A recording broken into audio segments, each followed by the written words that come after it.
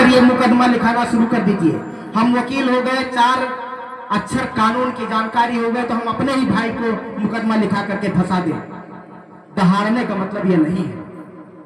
दहाड़ने का मतलब ये कि शिक्षित बन करके ऐसे समाज की स्थापना करो जिसमें आपकी वक्त जरूरत पड़े हिंदू, मुस्लिम, सिख, ईसाई ये सब कंधे से कंधा मिला करके आपके साथ खड़े हो और आपकी समस्या अपनी समस्या मान करके बांट ले।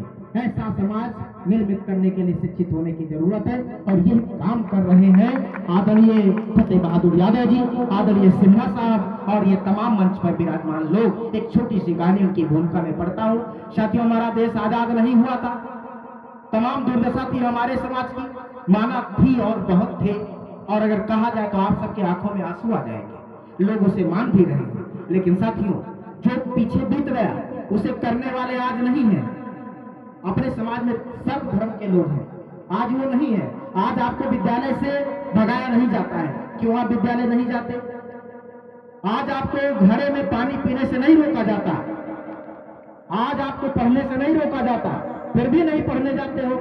चिल्लाते हैं लोग कि दारू मत पियो, शराब मत पियो, बच्चों को शिक्षित करो, माताओं को शिक्षित करो, सबको शिक्षित करो। लेकिन आप फंसे हुए हैं अपने भाई भतीज के झगड़े में, अपने सास ससुर के झगड़े में फंसे हुए हैं, पति पत्नी से नहीं बैठ रहा है, भाई भाई से नहीं बैठ रहा है। हम समाज को आगे ले जाएंगे?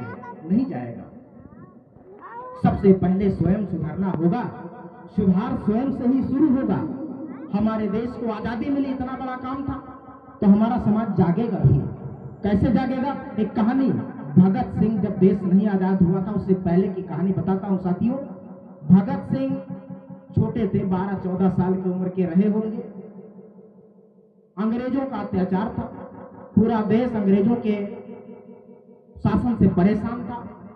भगत सिंह ने कहा, मां, अपनी मां से बोले कि मां, मैं भी देश की आजादी में हिस्सा लूंगा, मैं भी अंग्रेजों से लड़ूंगा, और उसके लिए चाहे हमें अपने प्राणों की आहुति ही क्यों न देनी पड़े।